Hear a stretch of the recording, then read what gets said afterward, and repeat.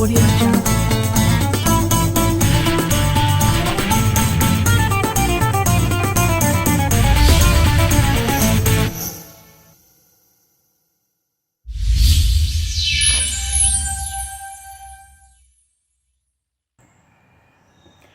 Bismillahirrahmanirrahim. Assalamualaikum warahmatullahi wabarakatuh. Alhamdulillahirabbil alamin.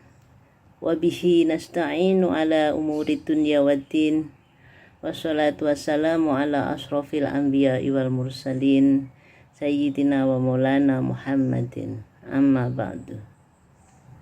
Para ulama asatid yang saya muliakan dan para mahasiswa yang ibu banggakan, alhamdulillah pada hari ini kita masih diberi kesempatan nikmat yang luar biasa, masih diberi kesempatan menghirup udara segar, dan masih diberi kesempatan bertemu dengan bulan suci yang sangat berkah, yaitu bulan suci Ramadan. Bapak, Ibu, serta para mahasiswa yang dimuliakan Allah, pada kesempatan ini tiada kata yang indah terucap kecuali ucapan Alhamdulillah. Segala puji hanyalah milik Allah. Salah satu nikmat yang telah Allah berikan kepada kita adalah adanya nikmat anggota tubuh yang sempurna. Allah telah memberikan kita lisan, telinga atau pendengaran. Allah telah memberikan kita juga mata. Kenapa Allah memberikan kita lisan hanya satu, sedangkan mata, telinga, tangan, dan kaki masing-masing dua?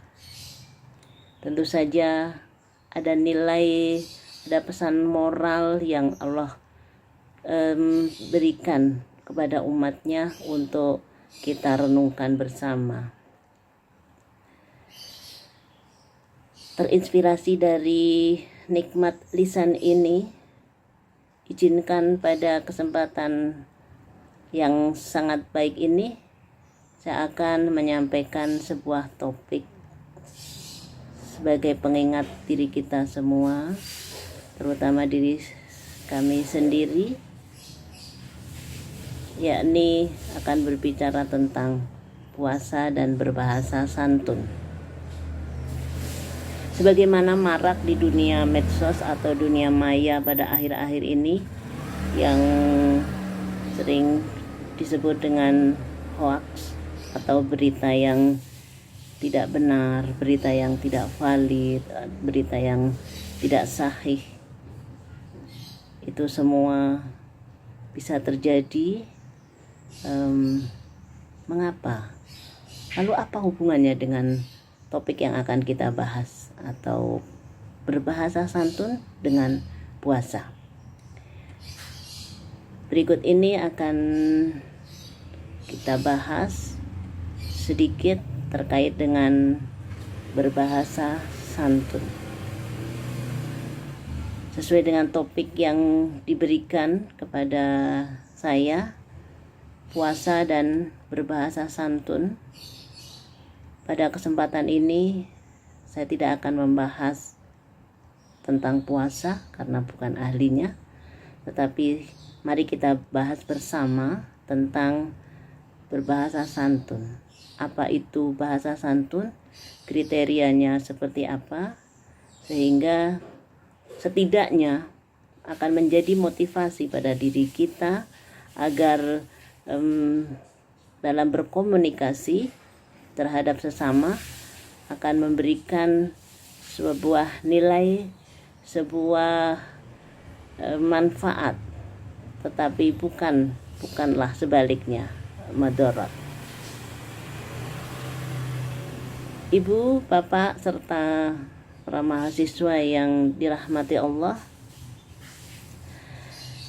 ada beberapa acuan atau konsep teori yang bisa dipedomani dalam aktivitas berbahasa, khususnya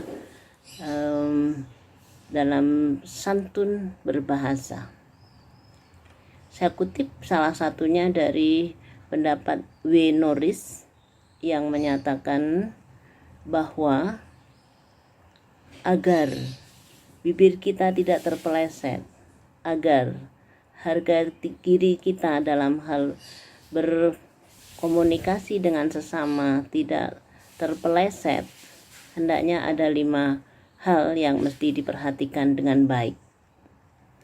5 hal tersebut, yang pertama adalah dengan siapa kita berkomunikasi atau dengan siapa kita berbahasa, berbicara, baik itu secara lisan maupun secara tulisan.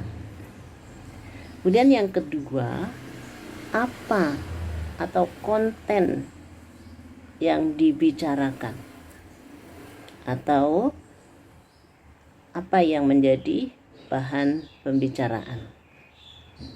Yang ketiga, bagaimana kita berbicara atau berbahasa.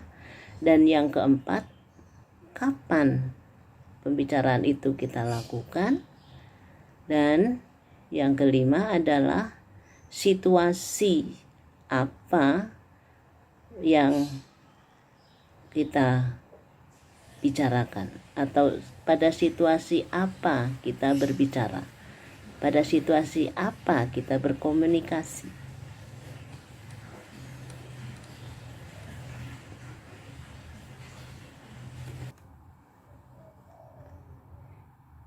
Baiklah, kita lanjutkan, kita bahas satu demi satu. Yang pertama adalah kepada siapa kita berbicara atau kepada siapa kita berkomunikasi. Maksud dari pernyataan ini adalah ketika kita menyampaikan pendapat melalui bahasa lisan ataupun tulisan, pastikan kita paham siapa yang kita ajak bicara, siapa sasaran tulisan kita. Hal ini akan terkait dengan pilihan kata yang kita gunakan maupun ragam bahasa yang kita pilih.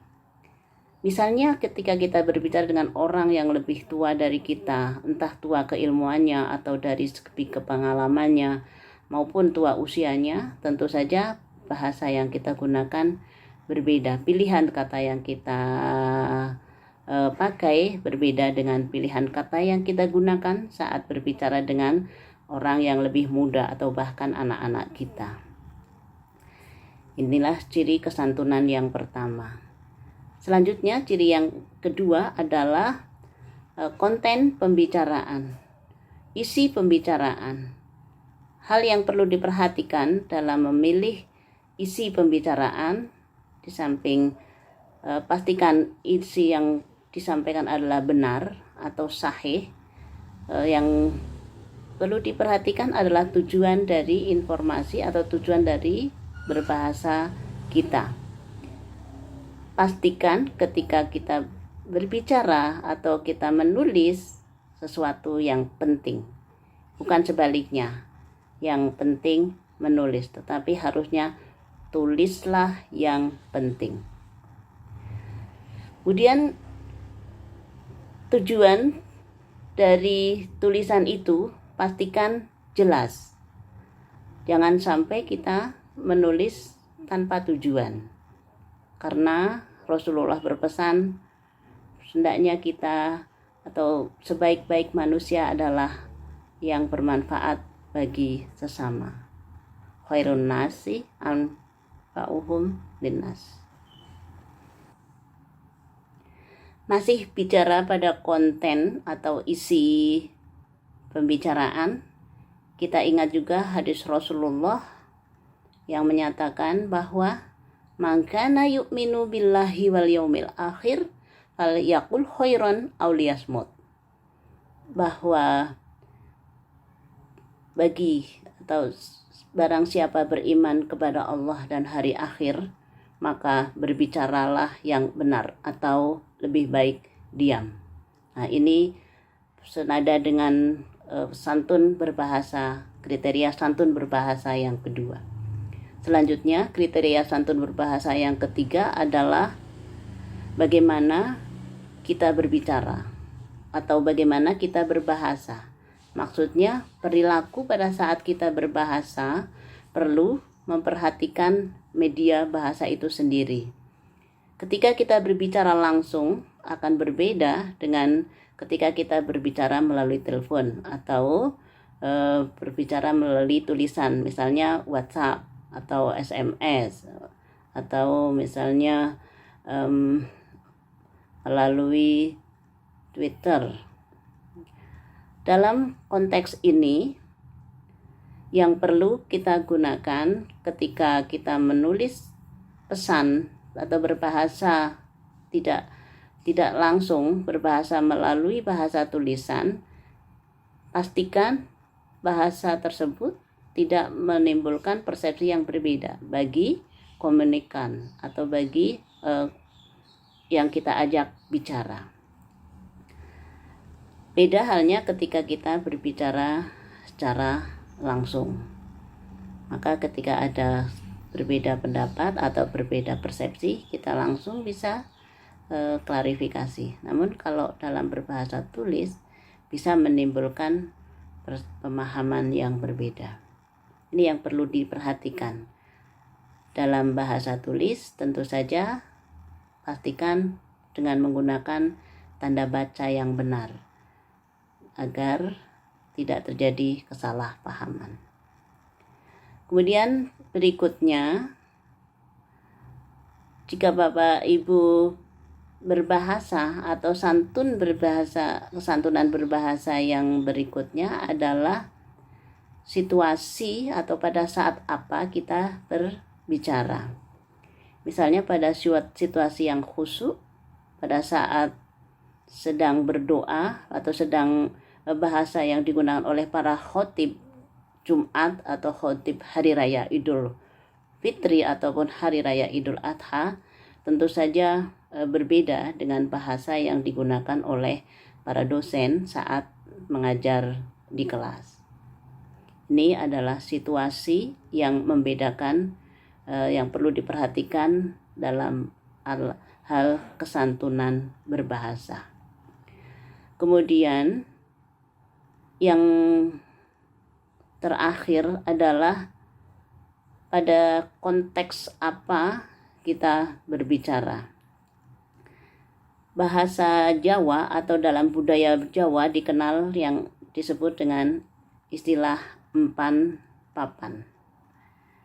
Empan papan artinya kemampuan kita untuk menempatkan posisi kita pada posisi yang semestinya. Demikian juga halnya pada saat berbahasa.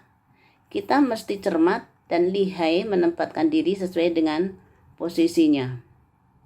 Sebagai contoh misalnya, ada seseorang atau seorang laki-laki ketika di rumah, dia berperan sebagai kepala rumah tangga. Maka bahasa yang digunakan oleh seorang kepala rumah tangga mesti harus tegas, jelas, dan memiliki power. Namun pada saat seseorang itu berada di lain tempat, misalnya di kantor atau di kampus, yang posisinya bukan sebagai pimpinan atau kepala, maka tentu saja di dalam berbahasa, di dalam berkomunikasi berbeda dengan ketika dia memiliki posisi sebagai kepala rumah tangga. Itulah sekelumit tentang santun berbahasa yang bisa saya bagikan. Tentu saja dengan berbahasa yang santun sebagai salah satu informasi edukasi bagi kita semua bisa kita terapkan dalam kehidupan kita sehari-hari untuk menuju kesuksesan hidup di tengah komunitas umat. Mohon maaf jika ada hal-hal yang kurang berkenan. Billahi taufik wal hidayah, ridho wal inayah. Wallahul muwaffiq ila aqwamit thoriq. Assalamualaikum warahmatullahi wabarakatuh.